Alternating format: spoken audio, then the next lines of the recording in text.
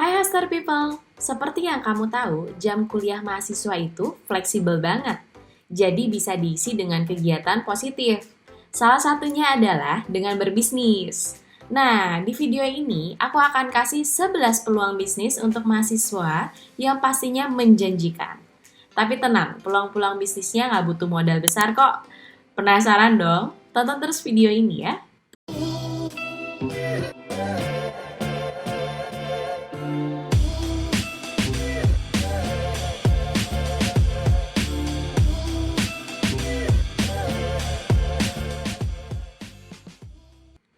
Satu, online shop. Bisnis online shop ini cocok dan enak banget buat mahasiswa. Soalnya yang kamu butuhin adalah gadget, koneksi internet, dan barang yang kamu jual. Pemasarannya pun bisa kamu lakuin di media sosial atau marketplace pilihan kamu. Nah, kamu bisa juga jadi dropshipper atau reseller yang menjual barang orang lain. Misalnya dropship skincare, makanan sehat, pakaian, atau aksesoris gadget. Jadi, kamu nggak perlu produksi barang dulu dan nggak perlu pusing mikirin stoknya kayak gimana. Kamu hanya fokus promosiin aja pokoknya. Enak kan? Kedua, fotografer atau videografer. Kalau kamu punya hobi fotografi, hobimu itu bisa jadi cuan menjanjikan loh. Soalnya kamu bisa bekerja sama dengan event organizer atau wedding organizer yang biasanya punya acara setiap akhir pekan. Kayak pernikahan, acara wisuda, sampai konser. Jadi nggak bakal ganggu kuliahan kamu pokoknya. Atau kamu juga bisa nawarin jasamu ke orang-orang terdekat dan keluarga yang membutuhkan. Walaupun mungkin bayarannya nggak seberapa, tapi kamu bisa bangun portofolio yang bakal ningkatin nilai profesionalisme kamu. Nah, kalau kamu udah punya banyak portofolio, kamu nggak bakal kesulitan buat nyariin job fotografi dengan bayaran tinggi nanti. Siapa tahu nanti kamu bisa punya foto studio sendiri. Ketiga, desain grafis. Di zaman sekarang ini, banyak banget orang yang butuh desain grafis. Mulai dari bisnis yang butuh desain logo dan desain kemasan produk. Sampai individu yang pengen ningkatin personal brandingnya. Jadi kalau kamu memang punya skill desain yang mumpuni, boleh banget nyoba bisnis ini. Sama kayak fotografi tadi, kamu bisa mulai dengan nawarin ke orang-orang terdekat dulu. Nah, baru kalau kamu udah punya portofolio yang lumayan, kamu bisa cari konsumen di website freelance khusus desain grafis seperti 1000.com. Keempat, blogger. Kamu tahu Raditya Dika kan? Nah, pas dia mahasiswa dulu, dia itu seorang blogger loh. Dia berhasil mengubah blognya jadi ladang cuan jutaan rupiah per bulannya. Makanya, kalau kamu mahasiswa yang suka nulis, blogger ini bisa jadi bisnis yang kamu coba. Blogger itu bisa dapat uang banyak sumber loh, mulai dari AdSense, endorsement, dan masih banyak lagi. Lengkapnya, kamu cek aja video di atas ini ya, buat bikin blog yang bisa hasilin uang. Soalnya, nggak semua blog itu otomatis bisa hasilin uang kayak gitu aja. Ada tips and trick khususnya yang udah aku bahas lengkap di video itu. Kelima, freelance penerjemah. Kalau kamu setidaknya menguasai satu bahasa asing, jadi freelance penerjemah bisa kamu coba untuk nambah uang saku loh.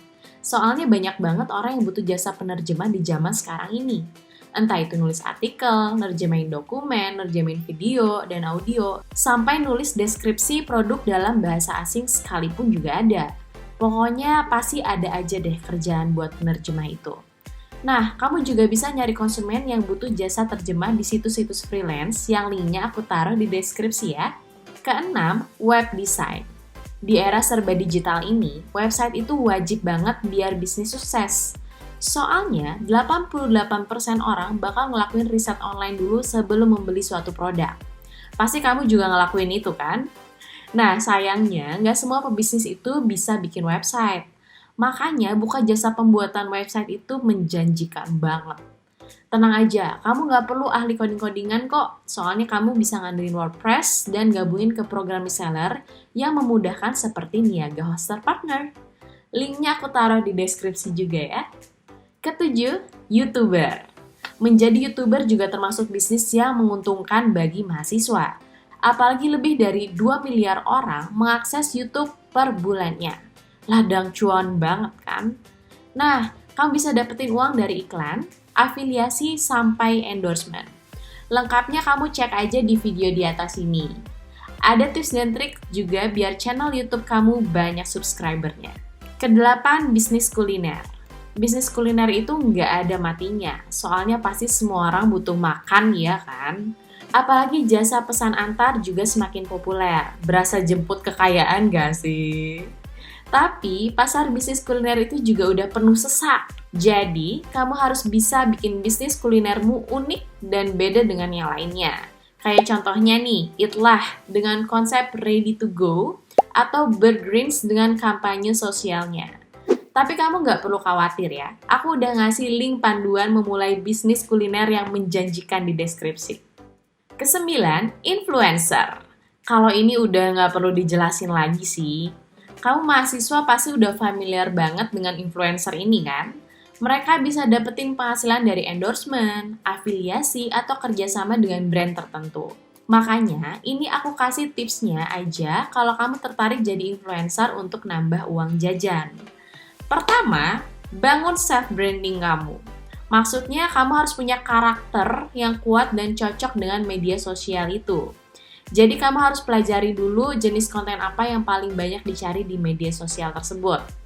Kedua, pastiin kontenmu berkualitas dan menginspirasi. Jangan sampai kontenmu memberi kesan negatif pada identitas kamu ya. Ketiga, bangun relasi.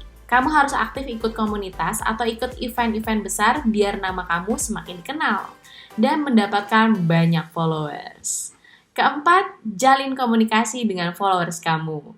Kamu bisa ngelakuinnya lewat kolom komentar media sosial kamu atau dengan membuat Q&A di story Instagram. Terakhir, kamu harus konsisten.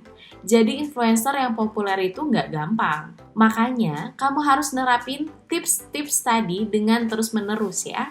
Nggak boleh berhenti walaupun sehari pokoknya. 10. Freelance tutor. Jadi freelance tutor ini juga cukup enak karena ilmumu tetap terasa dan dapat uang di saat yang sama. Tapi pastiin skill kamu memang mumpuni ya, biar murid yang kamu ajar meningkat prestasinya. Sehingga reputasi sebagai tutor kamu semakin terkenal. Selain menawarkan jasamu kepada orang-orang terdekat, kamu juga bisa manfaatin situs-situs freelance yang linknya udah aku kasih di deskripsi.